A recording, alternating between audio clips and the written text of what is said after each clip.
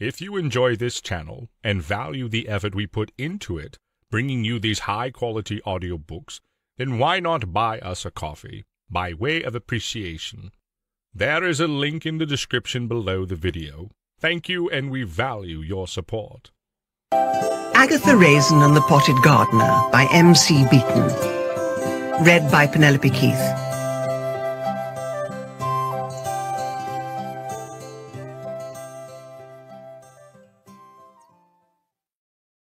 Chapter 1.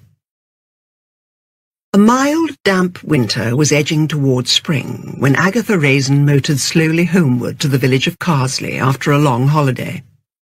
She persuaded herself that she had had a wonderful time far away from this grave of a village. She had gone to New York, then to Bermuda, then to Montreal, and then straight to Paris, and so on to Italy, Greece, and Turkey. Although she was a wealthy woman, she was not used to spending all that amount of money on herself and felt obscurely guilty. Before, she had nearly always gone on the more expensive arranged package holidays, where she was with a group. This time, she had been on her own. Carsely had given her the confidence, or so she had thought, to make friends. But she seemed to have spent a blur of weeks either in hotel rooms or in dogged solitary forays round the tourist sites. But she would not admit she had had a lonely time, any more than she would admit her prolonged absence had anything to do with her neighbour, James Lacey. At the end of what she fondly thought of as my last case, she had drunk too much in the local pub with one of the women from the village, and on returning home had made a rude gesture to James, who had been standing outside his cottage. Sober and remorseful the next day, she had humbly apologized to this attractive bachelor neighbour, and the apology had been quietly accepted. But the friendship had sunk to a tepid acquaintanceship. He talked to her briefly if he met her in the pub or in the village shop, but he no longer came round for coffee, and if he was working in his front garden and saw her coming along the lane, he dived indoors. So Agatha had taken her sore heart abroad.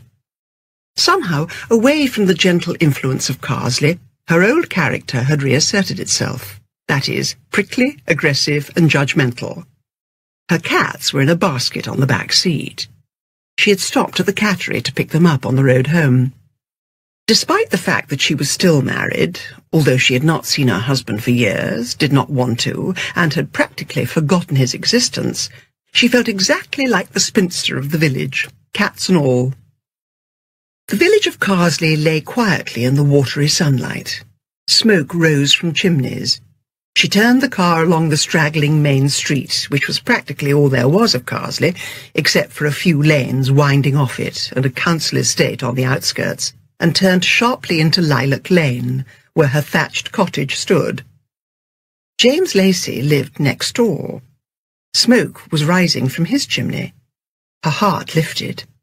How she longed to stop the car at his door and cry out, "I'm home!"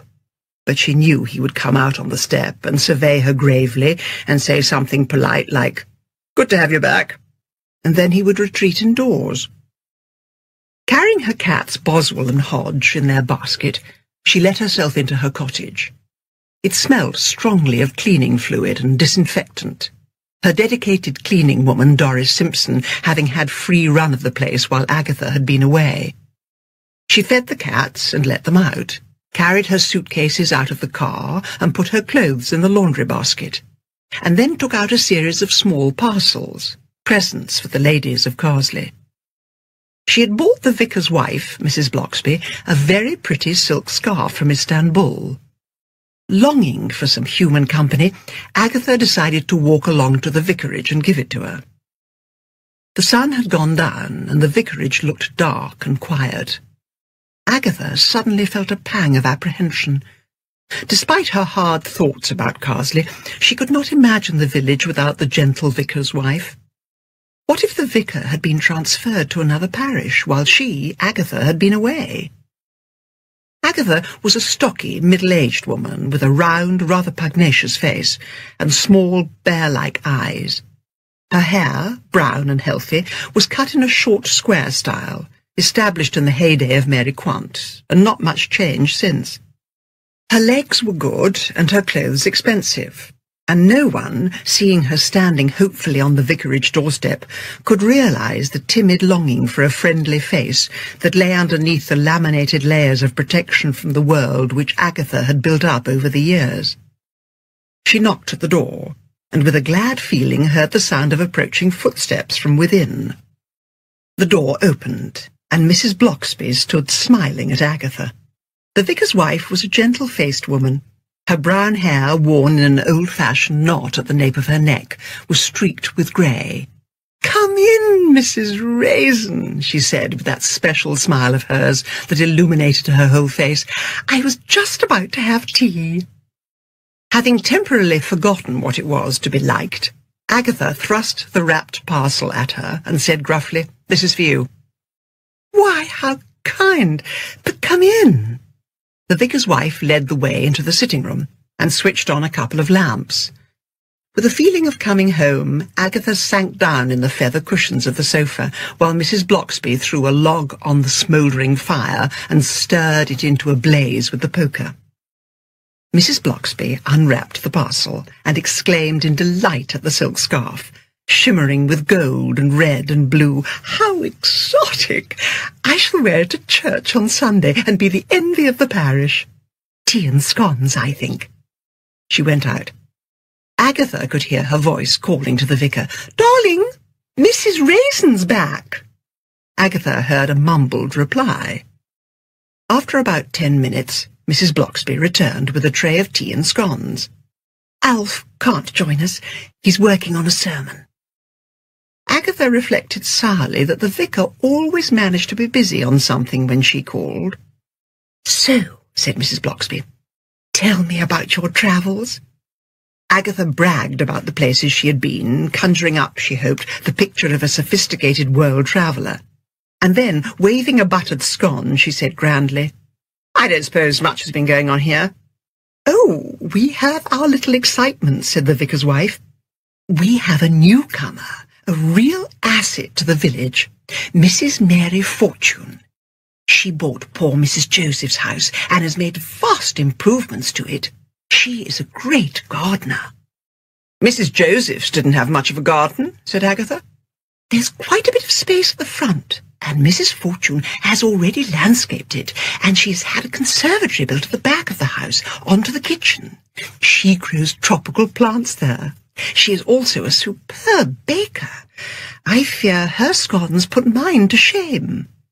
"And what does Mr. Fortune do?" "There isn't a Mr. Fortune.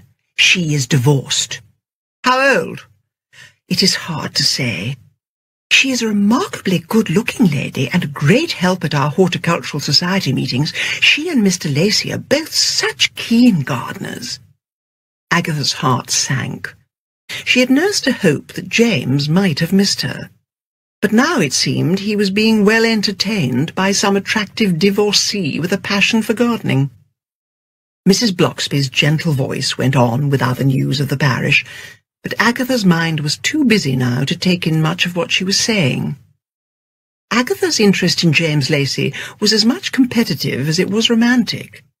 Since she had a great deal of common sense, she might even have accepted the fact that James Lacey was not interested in her at all, but the very mention of this newcomer roused all her battling instincts. The vicar's voice sounded from the back of the house. "Are we going to get any dinner tonight?" "Soon," shouted Mrs. Bloxby. "Would you care to join us, Mrs. Raisin?" "I didn't realise it was so late." Agatha got to her feet. "No, but thank you all the same." Agatha walked back to her cottage and let the cats in from the back garden. She could not see much of the garden because night had fallen. She had put in a few bushes and flowers last year, Agatha being an instant gardener, that is, someone who buys plants ready-grown from the nursery. In order to get in on the act, she would need to become a real gardener. Real gardeners had greenhouses and grew their plants from seed. Also, she had better join this horticultural society. With a view to finding out about the opposition, Agatha drove down to Morton-in-Marsh the following day and bought a cake at the bakery, and then drove back to Carsely and made her way to the newcomer's home, which was in an undistinguished terrace of Victorian cottages at the top of the village. As she opened the garden gate, she remembered with a pang of unease the last time she had pushed open this gate and had entered the house to find that Mrs. Josephs, the librarian, had been murdered. An extension had been built to the front of the house, a sort of porch made mostly of glass and filled with plants and flowers and wicker furniture. Holding the cake, Agatha rang the bell. The woman who answered the door made Agatha's heart sink. She was undoubtedly attractive, with a smooth, unlined face and blonde hair and bright blue eyes. "I am Agatha Raisin. I live in Lilac Lane, next to Mr. Lacey. I have just returned from holiday and learnt of your arrival in the village, and so I brought you this cake." "How very nice of you," beamed Mary Fortune. "Come in. Of course I have heard of you. You are our Miss Marple." There was something in the way she said it and the appraising look she gave that made Agatha think she was being compared to the famous fictional character, not because of that character's detective abilities, but more because of her age. Mary led the way into a charming sitting room. Bookshelves lined the walls. Pot plants glowed green with health, and a brisk log fire was burning. There was a homely smell of baking. Agatha could almost imagine James relaxing here, his long legs stretched out in front of him. "I'll just take a note of your phone number," said Agatha, opening her capacious handbag and taking out a notebook, pen, and her glasses. She was not interested in getting Mary's phone number, only an excuse to put on her glasses and see if the newcomer's face was as unwrinkled as it appeared to be. Mary gave her number, and Agatha looked up and peered at her through her glasses. Well, well, well, thought Agatha. Thunderbirds, go! That was a facelift if ever there was one. There was something in the plastic stretchiness of the skin. The hair was dyed, but by the hand of an expert, so that it was streaked blonde rather than being a uniform bleach job. "I've heard you are a member of the Horticultural Society," said Agatha, taking off her glasses and tucking them away in their case. "Yes. I pride myself on doing my bit for the village. Mr. Lacey is a great help. You know Mr. Lacey, of course. He's your neighbour." "Oh, we're great friends," said Agatha. "Really? But we must sample some of the cake you brought." Mary stood up. She was wearing a green sweater and green slacks, and her figure was perfect. The doorbell rang. "Talking of James, that'll be him now," said Mary. "He often calls round." Agatha smoothed her skirt. She realised she had not bothered to put on any makeup. Agatha knew there were lucky women who did not need to wear any makeup, and that she was not one of that happy breed. James Lacey came in, and for a second a little flash of disappointment showed in his eyes when he saw Agatha. James Lacey was a very tall man in his mid-50s. His thick black hair showed only a trace of grey. His eyes, like Mary's, were bright blue. He kissed Mary on the cheek, smiled at Agatha, and said, "Welcome back. Did you have a good holiday?" "Mrs. Raisin has brought a cake," interrupted Mary. "I'll make some tea while you two chat." James smiled at Mary without quite looking at her, as if he longed to look at her but was as shy as a schoolboy. "He's in love," thought Agatha, and wanted to get up and walk away. She forced herself to talk brightly about her holidays, wishing she had some amusing stories to tell, but she had hardly talked to anyone, and hardly anyone had talked to her.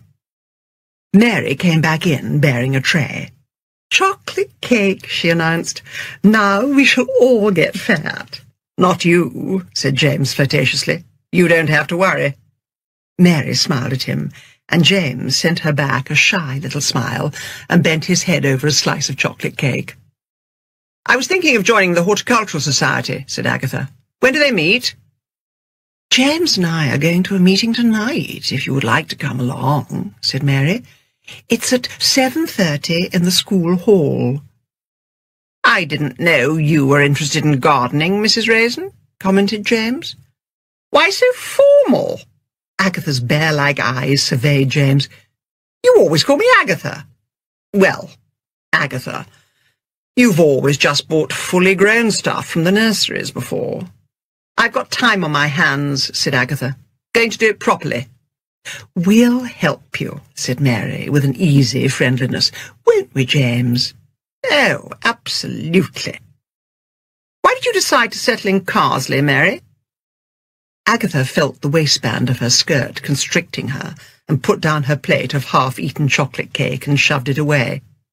I was motoring about the Cotswolds and took a liking to this village, said Mary. So peaceful, so quiet, such darling people. Do you know someone was murdered in this house? Asked Agatha, determined to bring the conversation around to the murder case she had solved. But Mary said quickly and dismissively, I've heard all about that. It doesn't matter. These old houses must have seen a lot of deaths. She turned to James and started talking about gardening. I've been pricking out my seedlings, she said. What you do in the privacy of your home is your own affair, said Agatha, and gave a coarse laugh. There was a frosty little silence, and then Mary and James went on talking, the Latin names of plants Agatha had never heard of flying between them. Agatha felt diminished and excluded. One part of her longed to get away, and the other part was determined to hang on until James left. At last, almost as if he knew Agatha would not budge until he left, James rose to his feet. I'll see you this evening, Mary. Mary and Agatha rose as well. I'll walk home with you, James, said Agatha. See you this evening, Mary. Agatha and James went outside. When they had reached the garden gate, James suddenly turned and went back to where Mary was standing on the step. He bent his handsome head and whispered something to her. Mary gave a little laugh and whispered something back. James turned and came back to where Agatha was standing. They walked off together. Mary's an interesting woman, said James. She is very well travelled. As a matter of fact, before coming here, she spent some time in California. That would be where she got her facelift, said Agatha. He glanced down at her and then said abruptly, I've just remembered. I must get something in for supper. Don't try to keep up with me. I must hurry. And like a car suddenly accelerating, he sped off, leaving Agatha looking bleakly after him. As she walked back home, Agatha was half inclined to forget about the whole thing. Let Mary have James. If that was the sort of woman who sparked him, then he wasn't for such as Agatha Raisin. But competitiveness dies hard, and somehow she found that by the late afternoon she had ordered a small greenhouse, complete with heating system, and had agreed to pay through the nose to have the whole thing done the following week. She also bought a pile of books on gardening. Before going to the Horticultural Society meeting, Agatha went along to the pub, the Red Lion. She wanted to come across just one person who did not like Mary Fortune. John Fletcher, the landlord, gave her a warm welcome and handed her a gin and tonic. "On the house," he said. "Nice to have you back." Agatha fought down tears that threatened to well up in her eyes.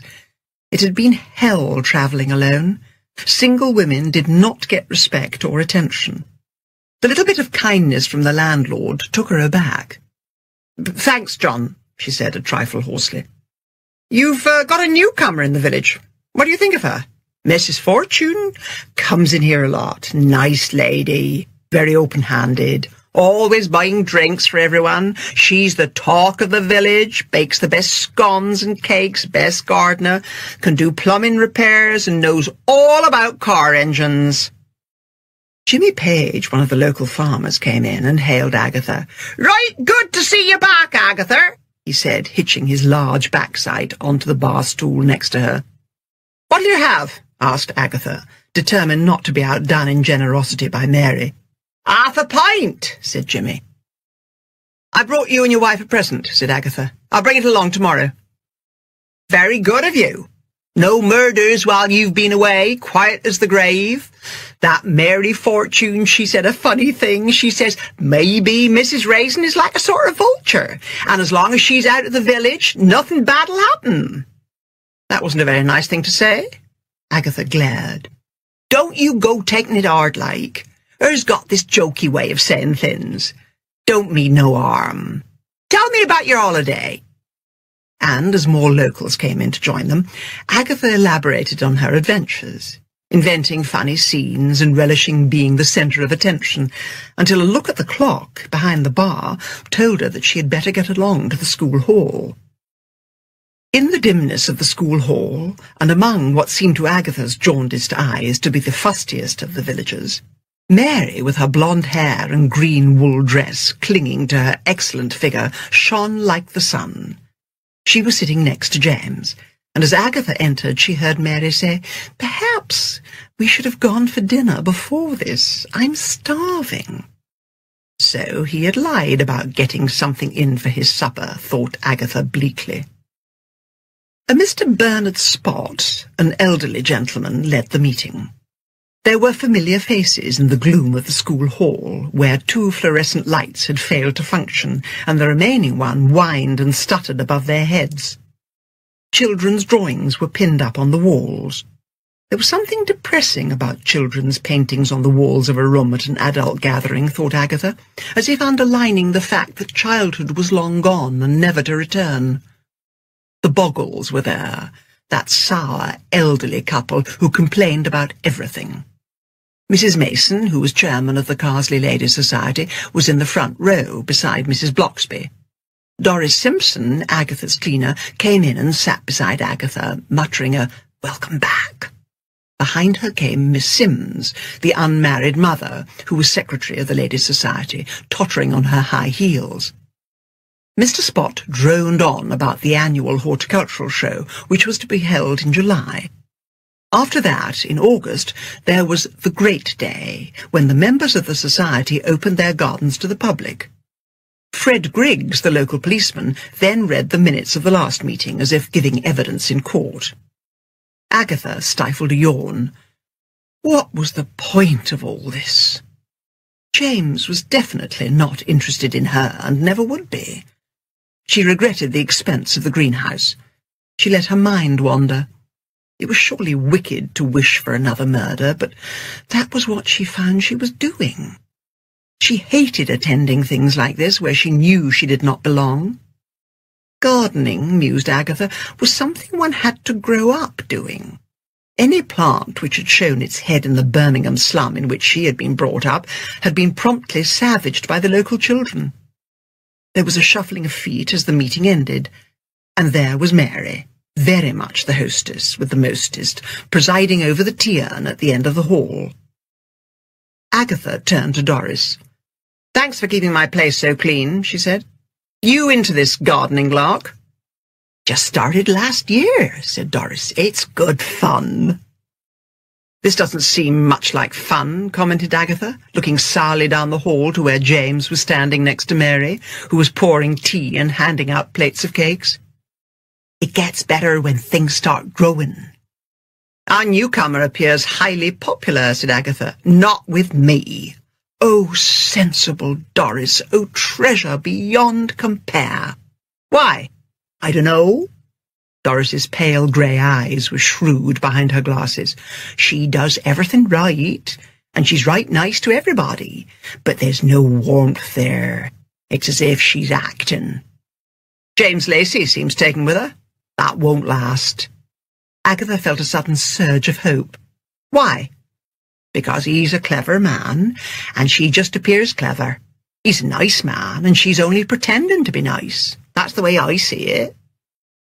"I brought you a present," said Agatha. "You can collect it when you come round tomorrow." "Thanks a lot, but you shouldn't have bothered, really." "Are your cats?" "Ignoring me. Didn't like the cattery." "Instead of paying that cattery, next time you go off, leave them be, and I'll come round every day and feed them, and let them out for a bit. Better in their own home." Mrs. Bloxby came up to them, followed by Miss Sims. She was wearing the new scarf. "So pretty," she said. "I couldn't wait until Sunday to wear it." Agatha turned to Miss Sims. "I have a present for you as well." "That's ever so nice of you," said Miss Sims. "But you haven't had any tea, Agatha, and Mary makes such good cakes." "Maybe next time," replied Agatha, who had no intention of making herself suffer further by going and joining James and Mary. Mary Fortune looked down the room at the ever-growing group around Agatha Raisin. She began to pack up the tea things, putting the few cakes left in a plastic box. "I'll carry that home for you," said James.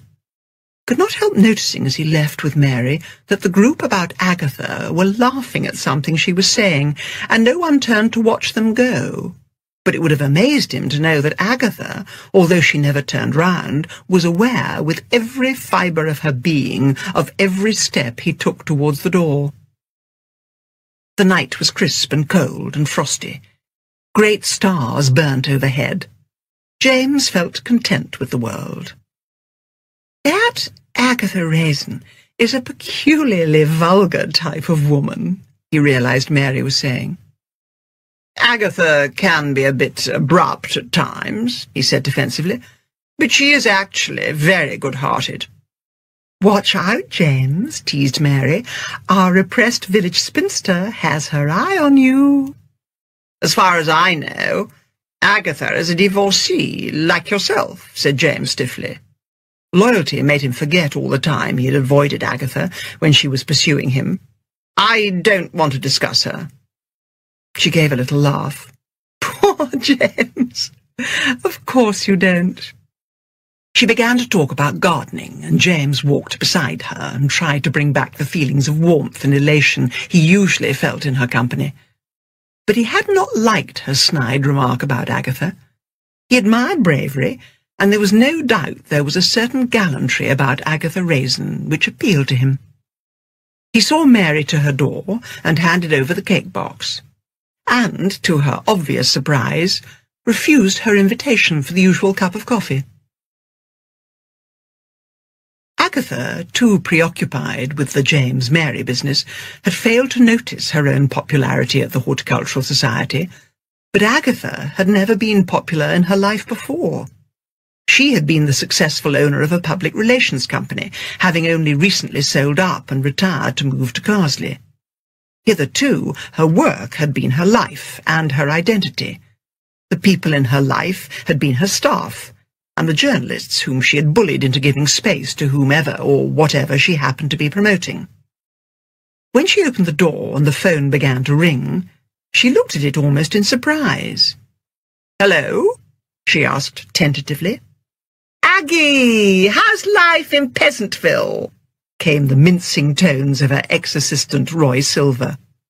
"Oh, Roy, how are you?" said Agatha. "Working as usual and feeling bored. Any hope of an invitation?"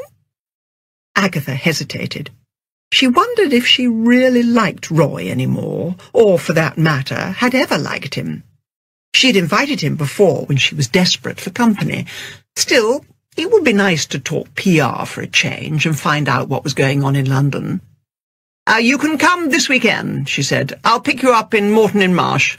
Got a girl?" "No, just little me, sweetie. Still microwaving everything?" "I'm a proper cook now," said Agatha severely. "I'll get that train that gets in about 11:30, said Roy. "See you then. Any murders?" Agatha thought bitterly of Mary Fortune. "Not yet," she said. "Not yet." Chapter 2. Agatha was surprised to receive a handwritten invitation to drinks at Mary's for Friday evening. It had been pushed through the letterbox. It was the day after the Horticultural Society meeting. She stared down at it as if it was some species of poisonous insect. She then walked up to her bedroom and surveyed herself in the mirror. Her figure had thickened with all the food she had eaten on her travels, comfort food to combat the loneliness. She looked decidedly matronly. She put the invitation down on the dressing table and took one of her best dresses out of the wardrobe and, quickly slipping off the old sweater and trousers she was wearing, tried it on. To her relief, it seemed to look the same, although it felt tight. But when she twisted round and surveyed her back, it was to see, with dismay, 2 rolls of fat above the line of her knickers. How could she go to Mary's and compete with her in any way?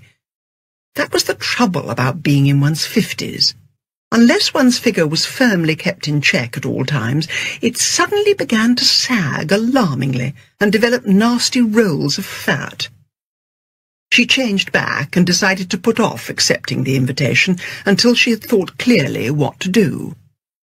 In the meanwhile, she would drive into one of the cheap supermarkets in Evesham and get food for the weekend, picking up some fresh fruit and vegetables from the open-air stands on the A44.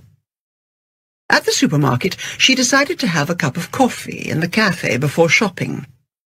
She found that although she had brought cigarettes, she had left her lighter behind, so she went up to the cigarette counter and asked for a cheap lighter. "These," said the middle-aged assistant, "are electronically controlled." "What does that mean?" asked Agatha. "See, it clicks down without much pressure." She beamed at Agatha. "Very good for the elderly who have trouble with their thumbs." Agatha glared at her. "I hate you." "Madam, I just said—" "Never mind," snarled Agatha. "I'll take it. How much?" 85p, but Agatha slammed down the right money, picked up the lighter and stormed off. Was this what happened at 50-something when you didn't wear makeup, getting mistaken for a geriatric? "Come on," sounded the voice of logic in her head. "She didn't mean you." "Oh, yes, she did," shrieked her bruised emotions. She got herself a cup of coffee at the self-service counter, winced away from the cream cakes, and sat moodily down at the window and glared out at the car park.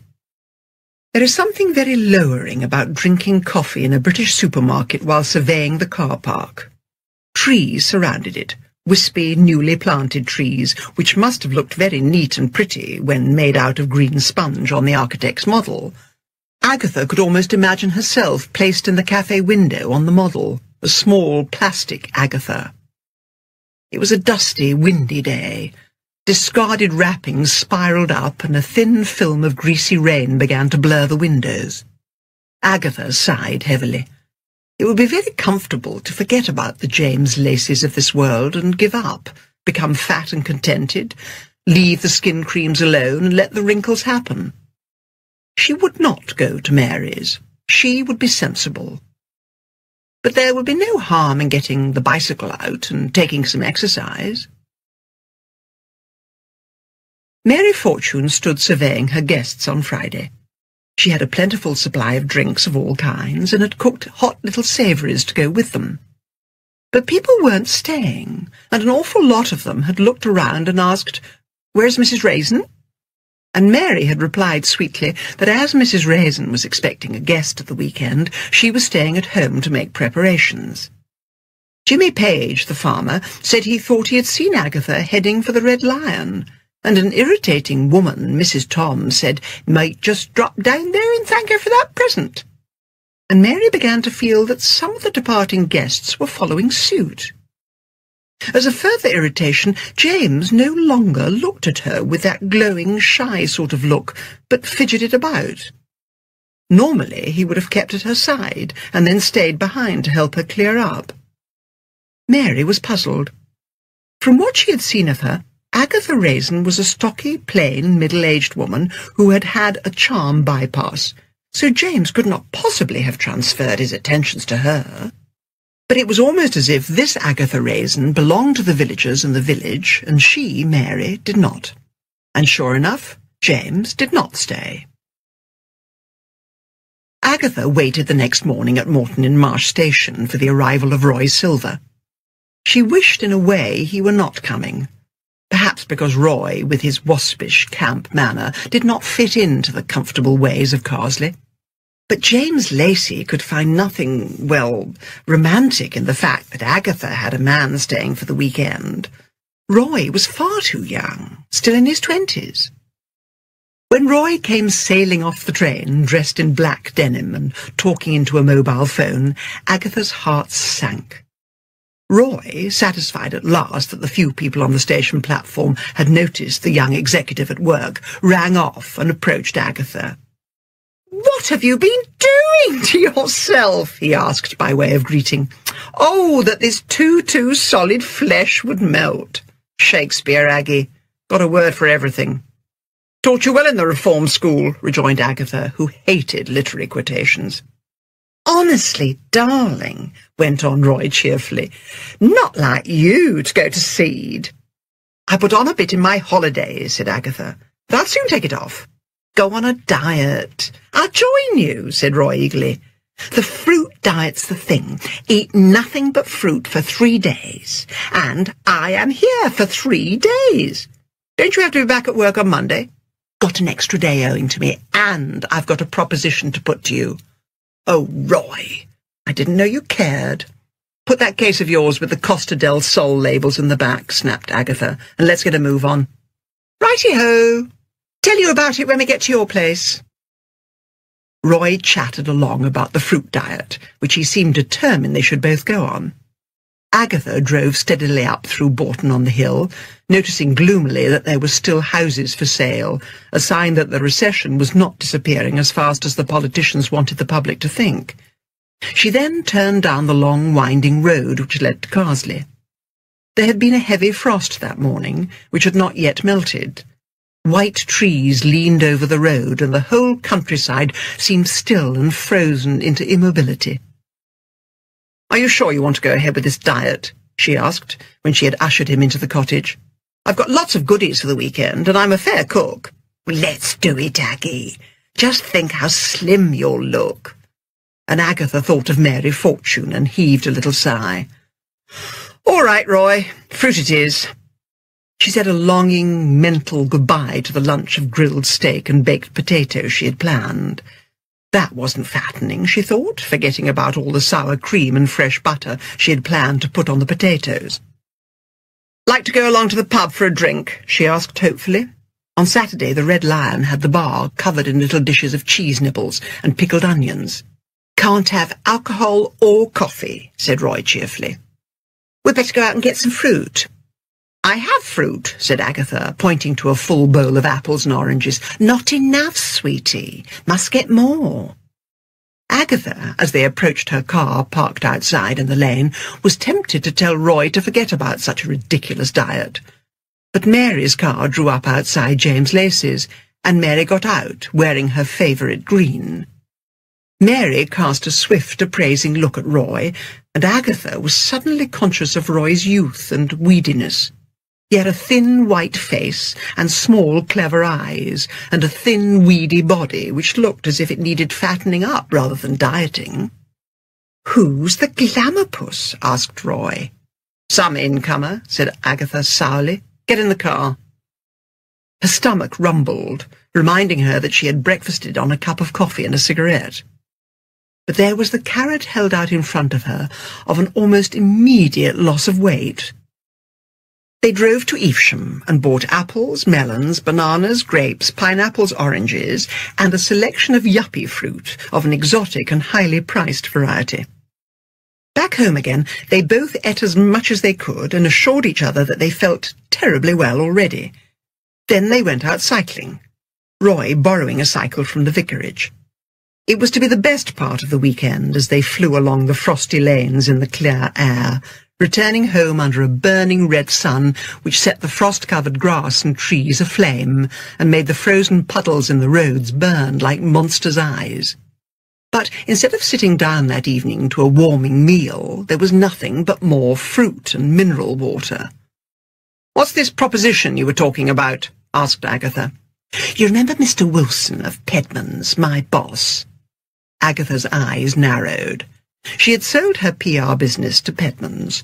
Wilson had gone back on all his assurances that her offices and staff would remain intact, had fired the staff, with the exception of Roy, and had sold the offices. "Of course." "He was talking about you the other day, said you were the best ever." "I said I was going to see you," said Roy, carefully and conveniently forgetting that his decision to visit Agatha had been prompted after he had heard his boss's praise of her. "He said he would like to employ you as an executive. Pure Cosmetics are playing up. You used to handle them." "Bunch of toe rags," said Agatha moodily. Pure Cosmetics was run by a temperamental and demanding woman, a modern slave driver.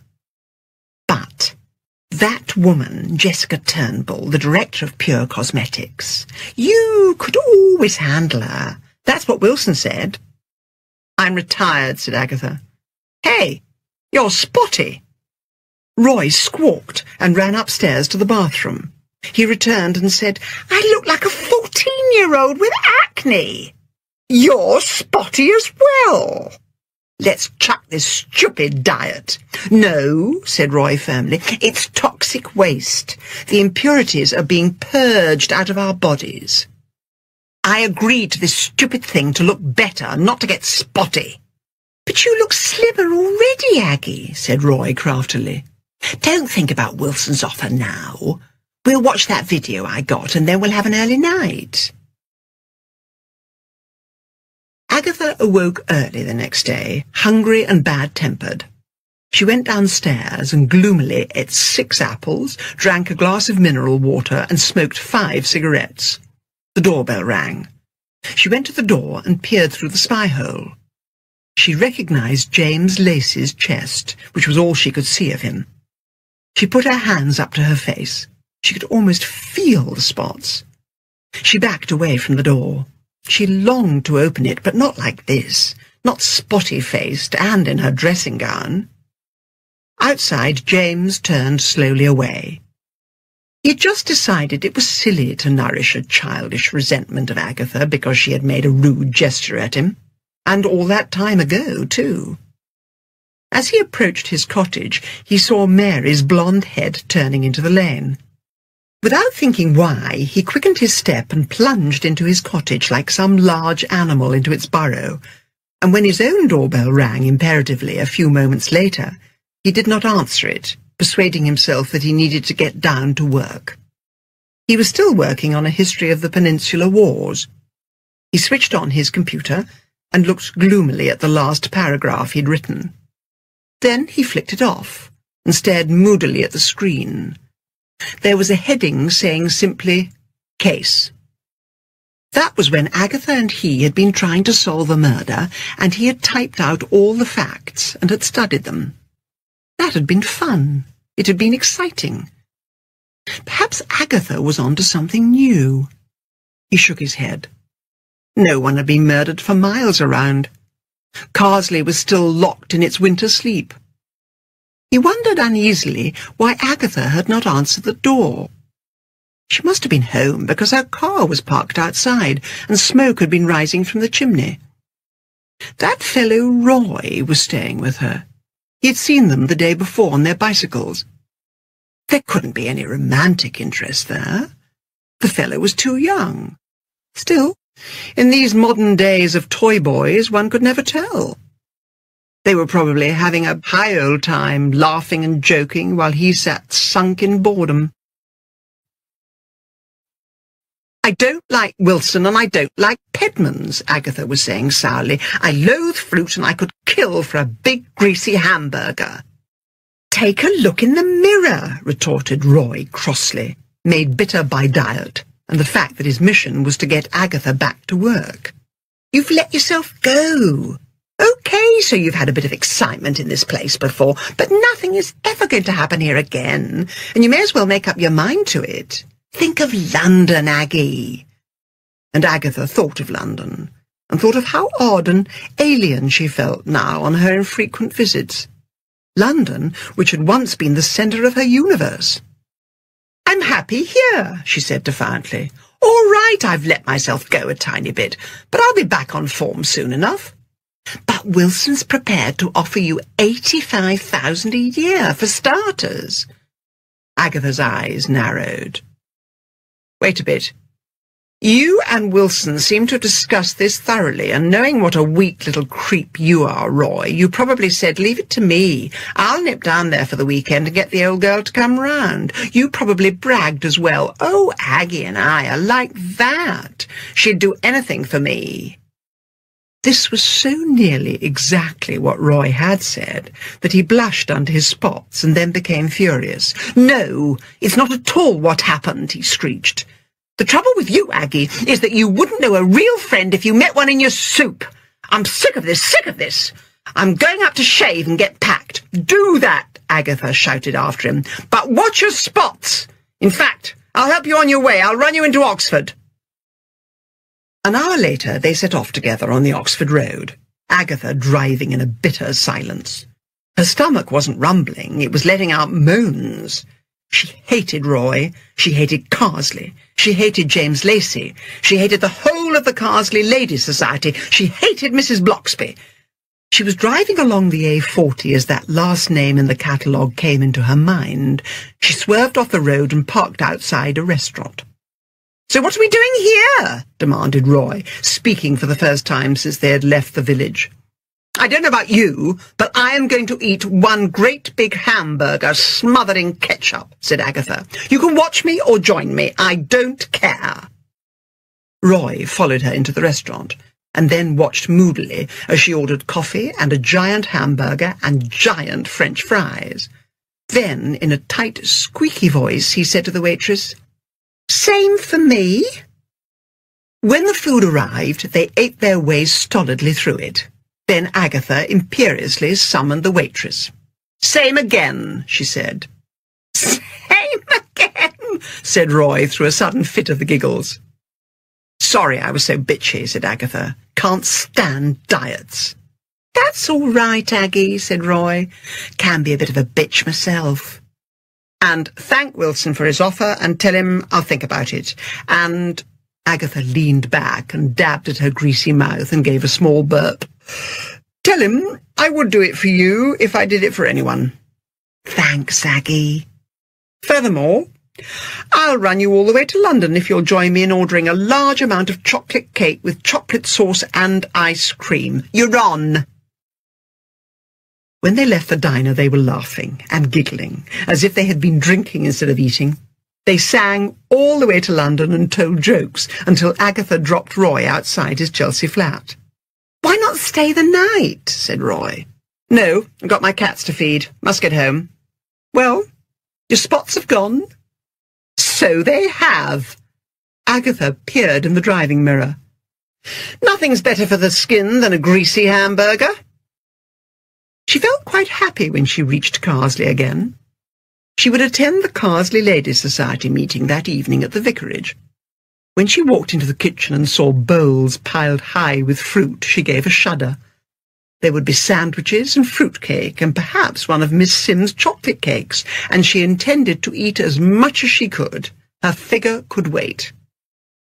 It was only when she was seated in the vicarage and reaching out for the first ham sandwich that she realised she had felt no desire to stay in London. Her cleaner had the key to the cottage and would gladly have fed the cats if Agatha had decided to stay in town for the night. Changed days, thought Agatha, where tea and sandwiches at the vicarage took precedence over anything London had to offer. And then Mary Fortune walked into the room, borne forward on a cloud of French perfume. She was slim but curvaceous in tailored trousers, silk blouse and jacket. All green. She never seemed to wear any other colour. Agatha, her mouth full of sandwich, was dismally aware of the tightness of the skirt she was wearing. As she looked at Mary, she felt herself becoming fatter and fatter. Mary was carrying a cake she had baked, and the women were exclaiming in delight. Caraway cake! How clever! Thought no one still remembered how to bake one. Mary beamed all round as she accepted their plaudits.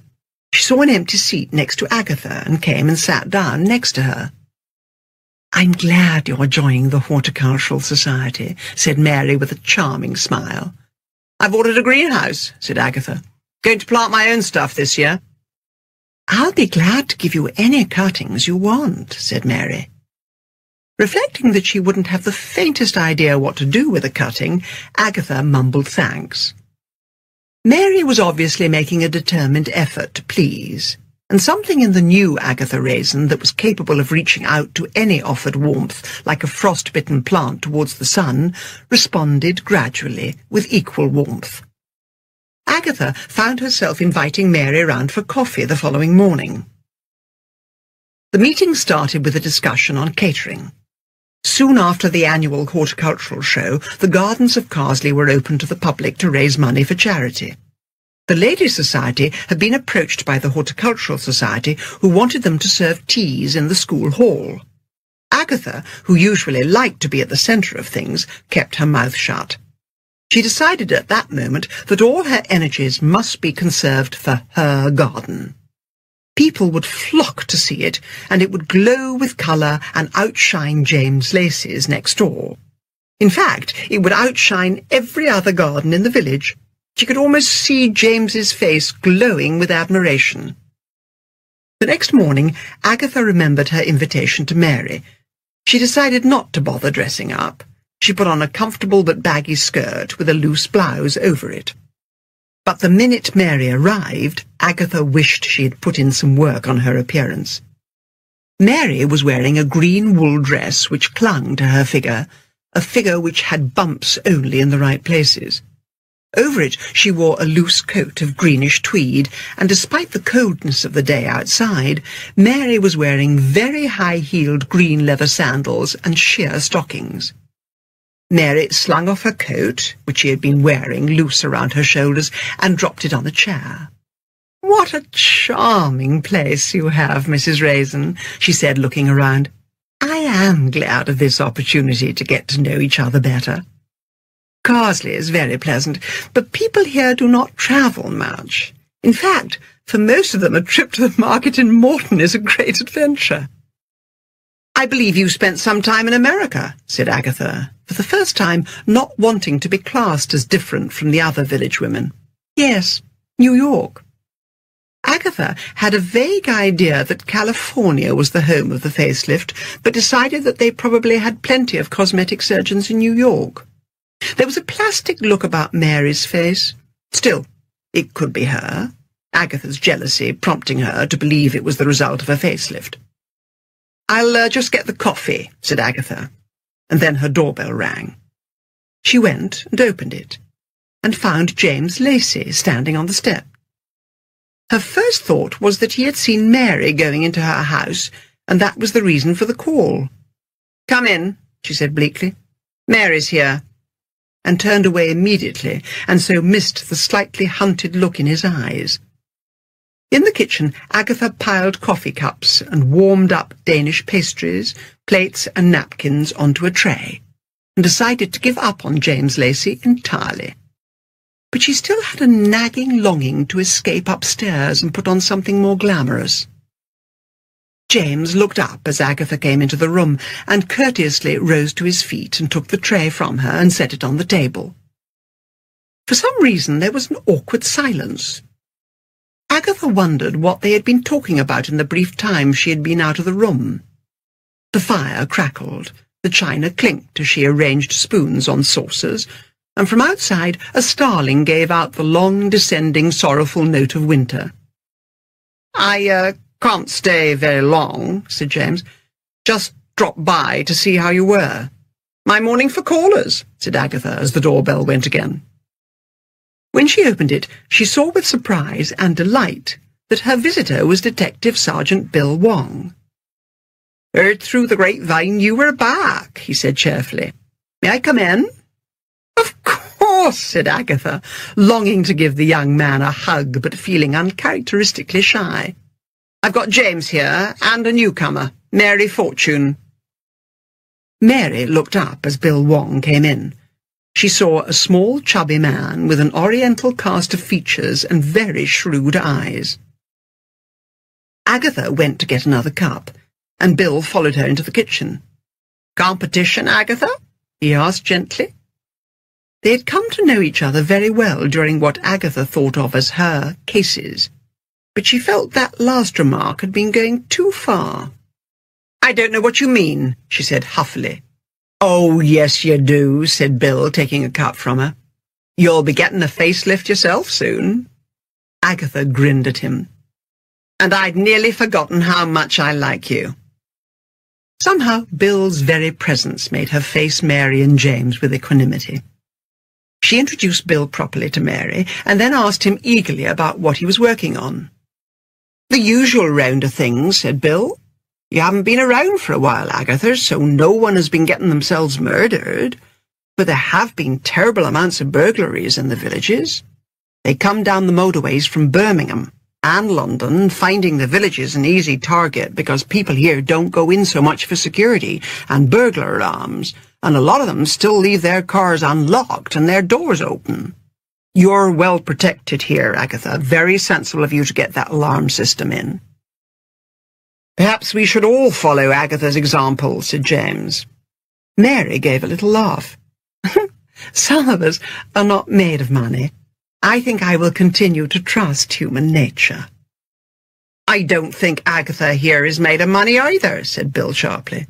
And considering the reason that she got the system in was because her life was under threat, I think that remark of yours was uncalled for. It was obvious to James that Mary was not used to being pulled up for one of her little remarks. Then he realized with surprise that Mary quite often said things which could easily be classed as bitchy.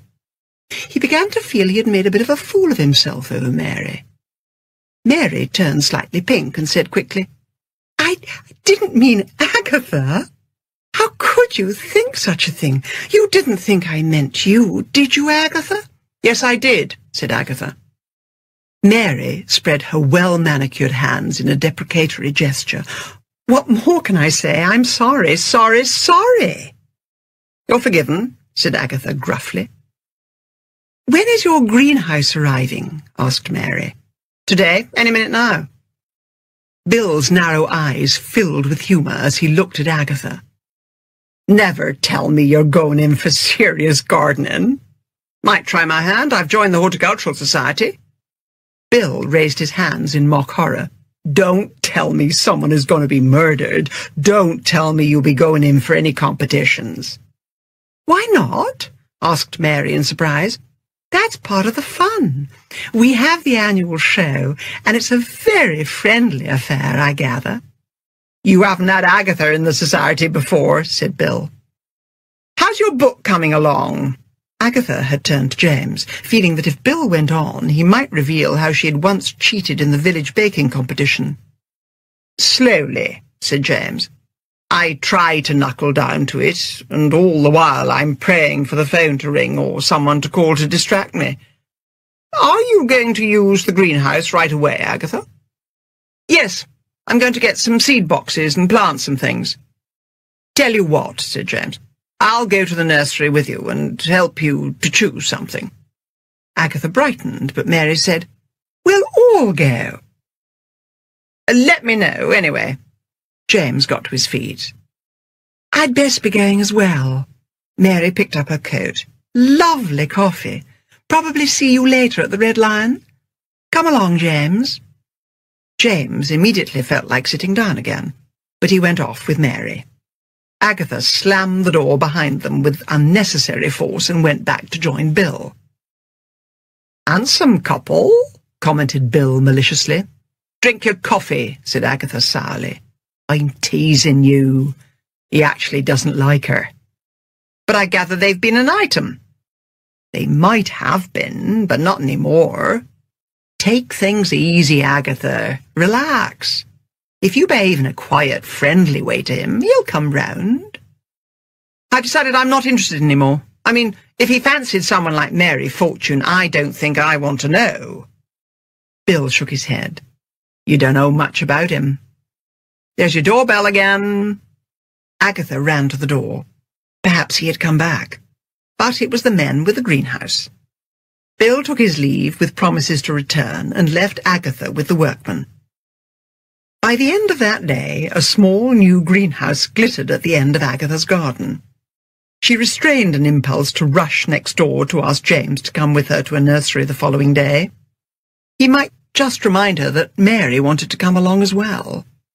So instead, she went to the Red Lion. It was one of these odd evenings when the pub was thin of company.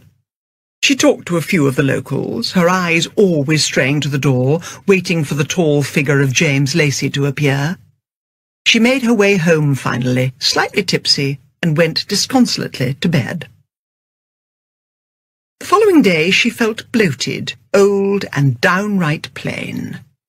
She sadly took herself off to a local nursery to ask their advice, and returned home with packets of seeds, seed trays, and instructions which she had written down. She worked busily, planting trays of chrysanthemum, coatness mixture, and rigoletto. Then she planted trays of Arctotis hybrida, or African daisy. By By evening she had finished her work with trays of hibiscus, a variety called Disco Belle. The hibiscus and the chrysanthemums were supposed to be sown in February and planted out in May, but she had been told to sow the African daisies in March.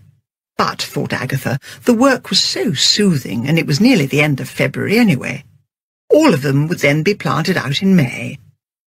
Next door, James could see Agatha bent over her work in the greenhouse. He felt disappointed that she had not asked for his help. Chapter 3. As a reluctant spring crept over the Cotswolds, Agatha's mind often turned to Wilson's offer of a job. At last he phoned her himself, and she told him that she might be ready to start work in the autumn, because by the autumn the gardening days would be over. Mary had become a friend, despite Agatha's initial reluctance. She was always charming, always ready to help, and her close relationship with James Lacey appeared to be at an end. Daffodils shone in the gardens of the village, and then came the cascades of wisteria and heavy lilac blossoms. It was such a miserable spring that it seemed incredible that anything could blossom at all in the slashing rain and gusts of chilly wind. Agatha intended to plant out her seedlings on the 1st of May. She had bought more trays of seedlings from the nursery, and they lay alongside the home-grown products in her greenhouse, waiting for the big day. She had promised Mrs. Bloxby to help at the tombola stand on May Monday, which was when all the village celebrations were to take place. Sunday was to be May the 1st. It was on Friday the 29th of April that James decided he had been too hard on Agatha. She had in the past made him countless cups of coffee and bought him cakes. They had shared many adventures together. It nagged at his mind that he had taken Mary Fortune out for several dinners while Agatha had been away, and yet he had never asked Agatha out. He had at one time, he admitted, thought that Agatha was keen on him, and he had shied away from the thought. But the woman had been all that was normal. In fact, she had never called on him. So on Friday morning he went and rang her doorbell and asked a flustered Agatha, flustered because she was still in her dressing gown, out to dinner at a new restaurant in Morton, the Game Bird. Gardening forgotten, for once, Agatha passed the day in a daze of preparation, finding to her delight that gardening, along with a moderate diet, definitely had its compensations, for all her dresses now fitted her beautifully. She winced at the sight of a green dress, definitely not green. Mary never wore anything else. She wondered vaguely about the mentality of a woman who always wore one colour. She took herself off to Oxford and got her hair cut and shaped. She bought new cosmetics. She bought new high heels. And then, when she returned from Oxford, realised she had only left herself an hour to get ready, and she had originally planned to take 2 hours beautifying herself. The doorbell rang just as she had finished. Thinking James was 10 minutes early, she went to answer it. Mary stood there, wearing the inevitable green.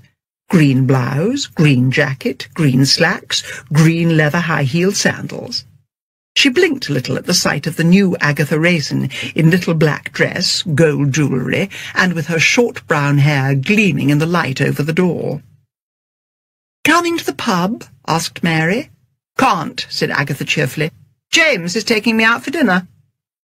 Mary's blue eyes went quite blank, and then she said with a little laugh, "Oh, tomorrow then." "I'll meet you there at 7, said Agatha. Mary waited, but no. Agatha was not going to spoil this golden meeting by inviting Mary in and risking having Mary include herself in the invitation when James arrived. "See you," said Agatha brightly, and slammed the door.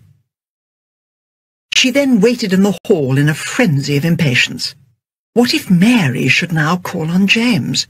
What if they both came back together? What if James said, "Mary is going to join us"? What if— The doorbell rang, making her jump. Crossing the fingers of one hand, she opened the door with the other and let out a sigh of relief to see James there on his own, wearing a well-cut dark suit and looking heart-wrenchingly handsome. "Whose car are we taking?" asked Agatha. "Which one of us is going to do without drink?" "Neither," he said with a smile. He looked down the lane. "Our taxi is just arriving." Agatha, made shy by happiness, sat very upright in the back seat of the taxi with James. Mrs. Mason stopped on the corner and looked curiously at them as she passed, and then made her way to the Red Lion. By midnight there would be very few people in Carsely who did not know that James Lacey had driven off with Agatha Raisin in a taxi. Agatha, although she was slowly coming to appreciate good food, and yet still was quite happy with junk, nonetheless had a sharp eye for a rip-off, and her heart sank a little as they entered the elegant country-house atmosphere of the Game Bird. And yet all was calm and soothing. They had a drink in the small bar, seated in chintz-covered armchairs before a roaring log fire. Perhaps, thought Agatha, it was because the tablecloths in the dining-room were pink, as were the napkins. There was always something suspicious about restaurants which went in for pink tablecloths. When they sat down at the table, huge menus were handed to them, the kind that are handwritten as if by a doctor, the writing is so nearly indecipherable. It was very expensive, and she blinked at the prices, but she was very hungry after her weeks of dieting and gardening. No fruit diet, just eating less, and decided to splash out. She ordered bouillabaisse, followed by the venison special. Despite James's murmur that April might not be a good time to order venison. "You forget," said Agatha, "that there's a lot of farm venison around these days." They talked about people in the village, and James said he too would be planting out his seedlings.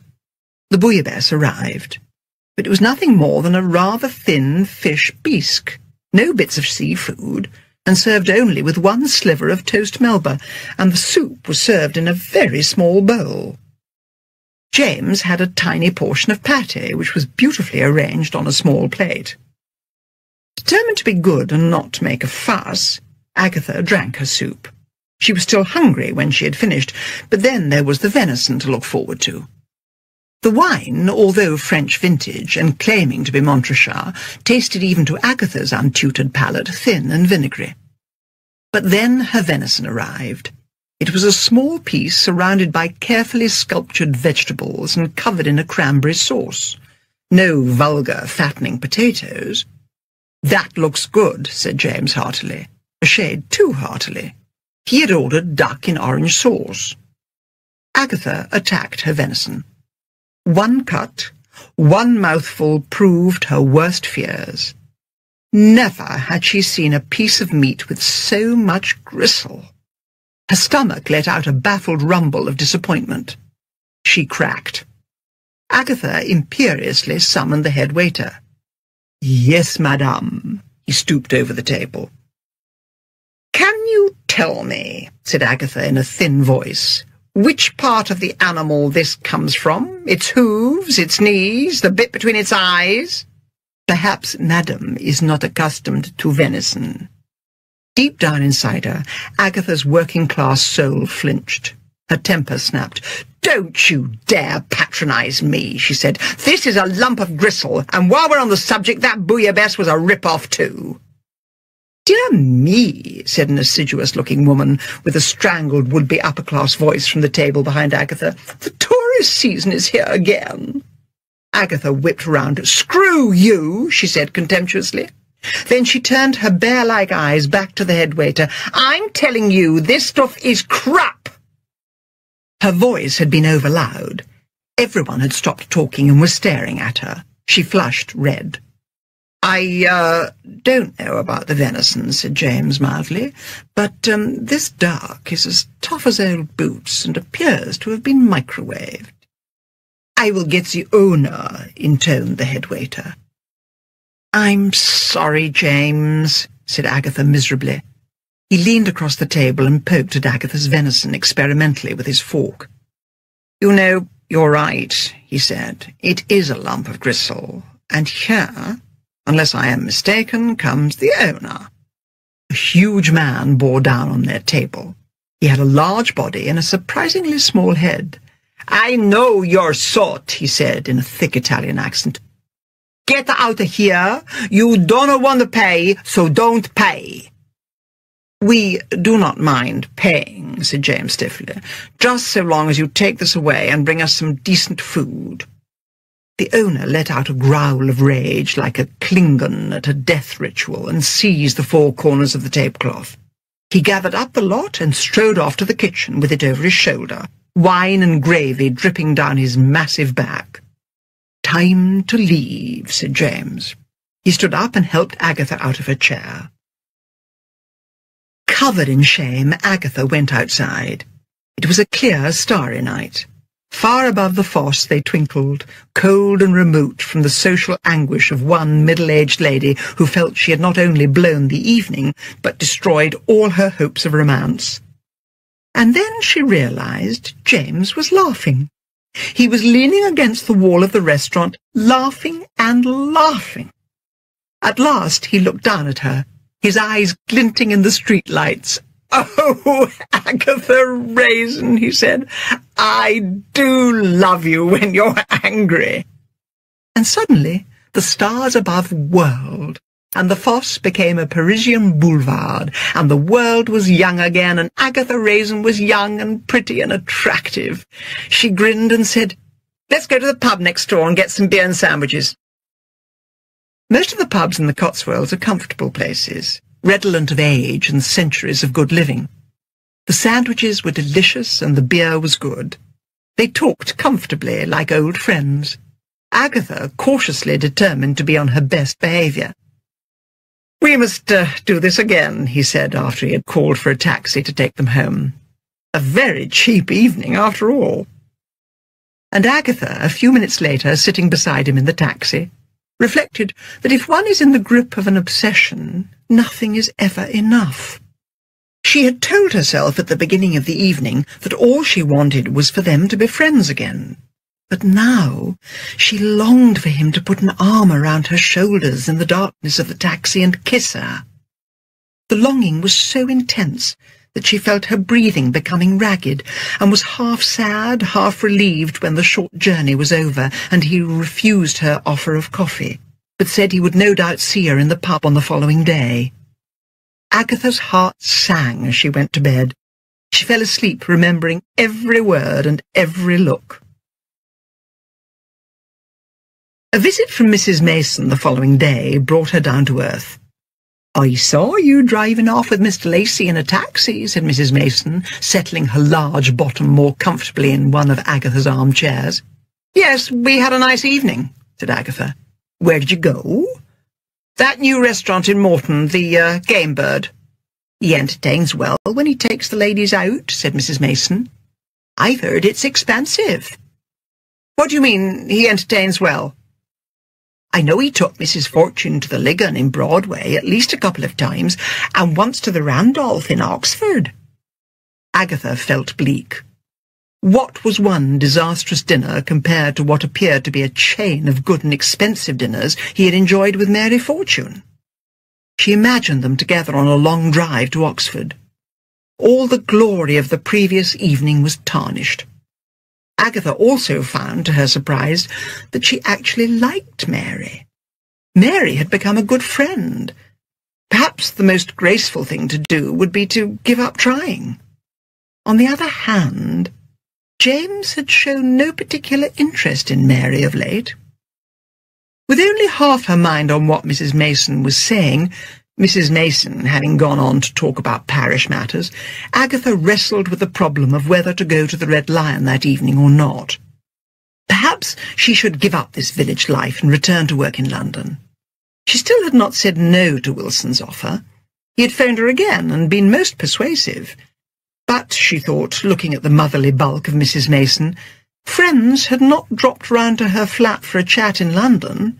In fact, she had had no friends at all. After Mrs. Mason left, she went out into her garden, which was cleared and ready for planting.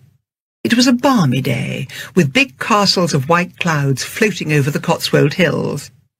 Yes, she would go to the pub, but not to see James Lacey, just to meet people and have a chat. But that evening she dressed with special care.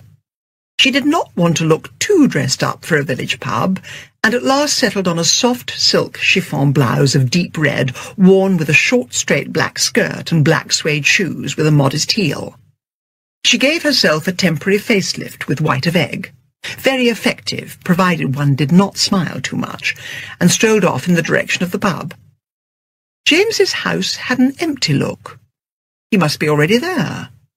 With a feeling of going on stage, she opened the pub door and went into the smoky, low-ceilinged room.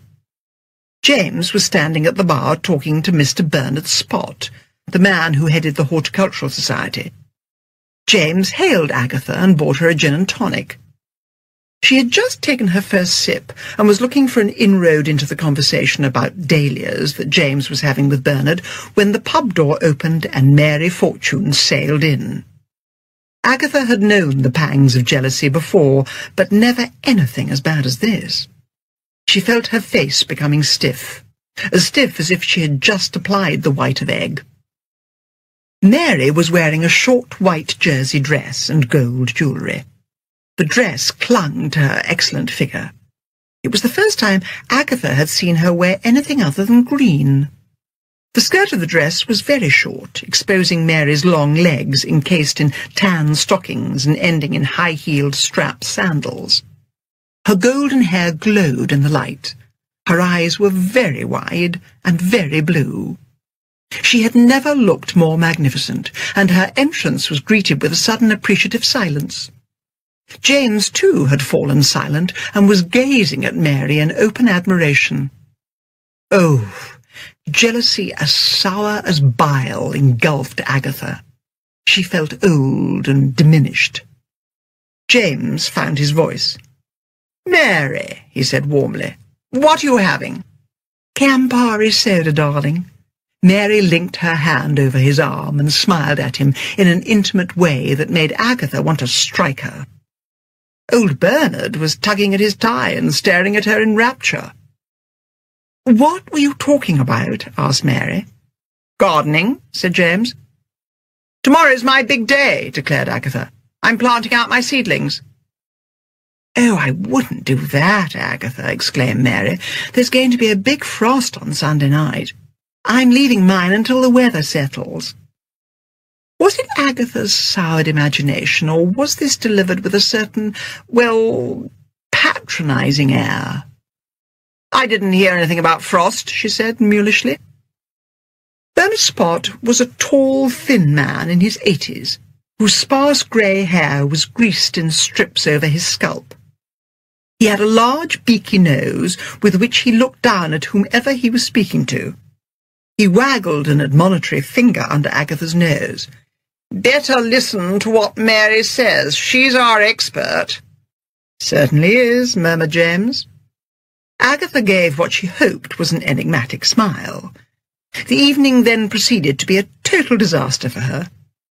If one has never had anything to do with gardening before, then one has little to contribute to a conversation in which a bewildering set of Latin names fly back and forth. And so Agatha stood, mostly silent, as the names came and went and mulch was discussed and other organic fertilizers. Mary held court, and Agatha stood on the outskirts. At last, when she saw her cleaner, Doris Simpson, and her husband seated over in the corner of the bar, Agatha murmured an excuse and went to join them. Doris did not help Agatha's burning jealousy by remarking, "Mrs. Fortune looks like one of them film stars tonight." Agatha turned the conversation away from Mary, but all the while she talked of village matters, she had half an ear tuned to the sound of James's frequent bursts of laughter. Suddenly, she couldn't bear it any more. She rose, said good night abruptly, and walked straight out of the pub, looking neither to right nor left. Doris looked at her husband, her eyes shrewd behind her spectacles. "The next murder done in this village," she said, "will be committed by our Agatha." Agatha stared up at the calm, starlit sky as she walked home. The night air was balmy against her cheek. Frost, indeed. She was going to plant out her seedlings tomorrow, and nothing was going to stop her. The next day was sunny and warm, warm enough to wear a short-sleeved blouse, and Agatha hummed to herself as she planted out those tender green seedlings in well-weeded flower beds. She felt quiet and content. She felt she was getting on top of this gardening thing. That was the trouble about gardeners. They liked to blast you with science, when it was all quite easy, really. Before the light faded, she took a last look around the garden. She shivered in the sudden chill as the large red sun sank down behind the Cotswold hills.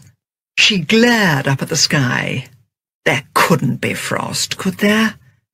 Agatha, like most of the British public, swore that the meteorologists were often wrong, forgetting all the times they were right. She stood there until the sun had disappeared, taking the light from the garden, bleaching the green from the plants. It was all so very still and quiet. A dog barked somewhere up on the fields above, its sudden noise intensifying the silence that followed. Agatha shook her head like a baffled bull. It was nearly summer. By frost they had meant a little nip in the air, not that nasty white stuff which blanketed the Cotswolds in winter. She went indoors, determined to watch some television and have an early night. She would set the alarm for 6 in the morning and would no doubt awake to a warm day. When the alarm went off at 6, shrill and imperative, she looked at it blearily, her first thought being that she had to get to the airport, which had been the case the last time she had set the alarm for 6. Then memory came back. She threw back the duvet, went to the window which overlooked the garden, took a deep breath and pulled back the curtains. White everywhere. Thick white frost under the pale dawn sky. Her eyes fell slowly to the plants. Surely they would have survived. She would not fret. She would get back into bed and wait for the sun to rise, and then everything would be all right. And despite her worry, she did fall asleep, and did not awake until 9. She determinedly avoided looking out of the window. She showered and dressed in the old skirt and blouse she used for gardening, and then she went downstairs and marched out into the garden. The sun was blazing, the frost was melting, and it was melting to reveal each pathetic little shriveled and blackened plant that she had so lovingly placed in the earth the day before. She wanted someone to turn to for help, but who? She didn't want her failure spread all over the village. James certainly wouldn't tell anyone, but he would tell her she ought to have listened to Mary, and Agatha felt she couldn't bear that. And then she thought of Roy Silver. She went indoors and rang his London number. "Lo, Canning, you've got used to simple village ways. Let me think. You know that nursery chain I handle? Yes, but I'm surrounded with nurseries down here. Listen, keep everyone out of your garden. Can that Lacey chap see into it from the next door? There's a hedge between us. He would need to hang out of the window and crane his neck. Good. Now, that account Wilson wants you to handle. If I can get you to promise you'll give him 6 months of your time, say, starting in September, I'll be down there with a truck of super-duper fencing. I've got fencing. You want the high, non-see-through type. I'll come with workmen. We'll put it up all round the garden and don't let anyone out the back. Then, before the big day, I'll come down with a load of fully grown exotica, stuff it in the good earth, and bingo, you'll be the talk of the village. But what about Doris, my cleaner? She'll find out.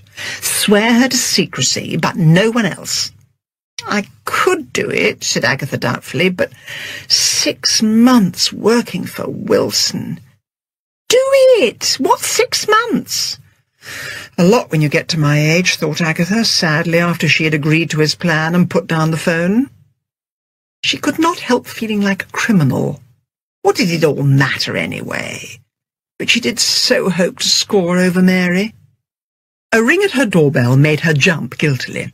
She opened it cautiously and saw Mrs. Bloxby. "Did you sleep in?" asked the vicar's wife anxiously. "No," said Agatha. "What's the matter?" "You're supposed to be manning the tombola stand, or is one allowed to say manning these days? Does one say womaning or personing? Anyway, Mrs. Mason and I have it all set up." "Oh," Agatha blushed guiltily. "I'd forgotten. I've got some men coming to put in new fencing." Mrs. Bloxby looked surprised. As I remember, there's a very good strong pine fence around your garden. Falling apart in bits, lied Agatha. She thought quickly. She could leave a note on the door for Roy, saying she was at the tombola stand, and when he came along she could give him the keys. Not that he really needed them. The workman could get to the back garden along the path at the side of the house. "Give me 5 minutes," she said. "I'll follow you along." She wrote a note for Roy and pinned it to the door. The May festivities would take all day. On the other hand, if she could do a good sales pitch at the tombola stand, perhaps she could clear it quickly and then she would be free. The one good thing, she thought as she made her way to the fair, which was taking up the length of the main street, blocked off to traffic for the day, was that practically everyone at the village would be working at or watching the festivities, and so there would be no one around to ask awkward questions about the fencing. She took her place behind the table, which held a motley collection of prizes. Apart from a bottle of whisky and a bottle of wine presented by the Red Lion, the rest were odds and ends. A can of pilchards, for example, and a bottle of shampoo for brunettes. Most of the crowd of locals and tourists were watching the schoolchildren dancing around the maypole. Agatha fretted until the dancing ended in the crowning of the May Queen, a little girl with a sweet old-fashioned face, and then she gave tongue. "Roll up! Roll up!" she shouted. "Loads of prizes to be won! Tickets only 20p!" Startled and then amused at such hustling in a quiet village, people began to gather round. Agatha had quickly slipped the tickets for the bottle of wine and the bottle of whisky into her pocket. She knew the sight of them, unwon, would spur the punters on. "Oh, you've won the can of pilchards," she said to elderly Mrs. Boggle. "So what?" grumbled Mrs. Boggle. "I wanted the scotch." "Lovely for sandwiches, those pilchards," said Agatha cheerfully. "Try again." So Mrs. Boggle reluctantly prized a 20-pence piece out of an ancient purse and handed it over. She won again, this time the shampoo for brunettes. "This is a rip-off," said Mrs. Boggle. "I'm grey-haired." "Then that'll turn you brown and make you look years younger," snapped Agatha. "Next!" Mrs. Boggle shuffled off. Agatha's voice rose in pitch. "Roll up! Roll up! What have we here? A set of plastic egg cups, very useful. Come along, all in a good cause." "Does she usually go on like that?" Mary Fortune over at the homemade cake stall asked Mrs. Bloxby. "Mrs. Raisin is an excellent saleswoman," said Mrs. Bloxby, "and uses her talents to help the village." Despite Agatha's efforts, the day crawled on. Just as she got a crowd of people around the tombola stand, another diversion, such as dancing by the Morris men, would take them all away again. It was late afternoon when Roy popped up at Agatha's elbow. "You better come home," he said. "I've got the workmen there, and they need to put a padlocked gate on that path to the back garden. See, I thought of everything. And the fencing is sectioned. On the big day, they'll take the top section off." "Oh, Roy, look, I'll give you the keys. Go along and take care of everything. I can't move until I've shifted this lock." "No, you've got to be there yourself." "Here." Agatha slipped him a £20 note. "Buy all the tickets and let me out of here."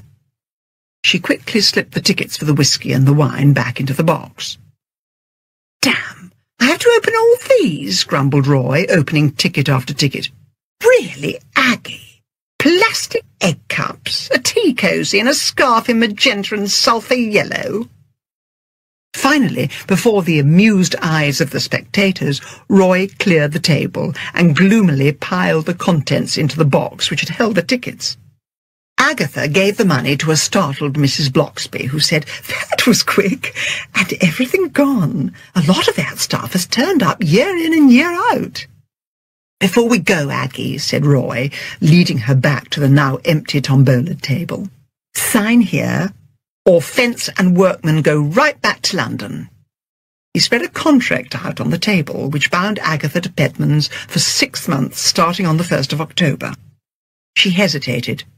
She could pay Roy for his time and trouble and send the workmen away, but at that moment she heard James's laugh behind her and turned around. He was chatting to Mary, and he had already bought 2 cakes. Mary was wearing a green and white check shirt with dark green trousers. Her bright hair gleamed in the sunlight.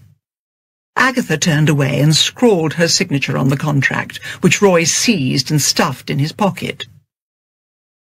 "Give that box of stuff back to Mrs. Bloxby," said Agatha. "I don't suppose you want any of it apart from the booze?" "Not a bit of it. It'll come in handy for Christmas presents. I've got a little staff now." "You are conscienceless," said Agatha. "When you worked for me, what would you have said if I had given you a set of plastic egg cups for Christmas?" "Times are hard." Roy picked up the box of junk and held it close. "Let's go." "There's that young friend of Agatha's again," said James to Mary, turning to watch them as they walked away. Mary laughed. "Oh, quite a go, is our Agatha." "What do you mean by that?" James's face was stiff. "Oh, come on, James, get real. I think she's having a little fling." "Rubbish. Look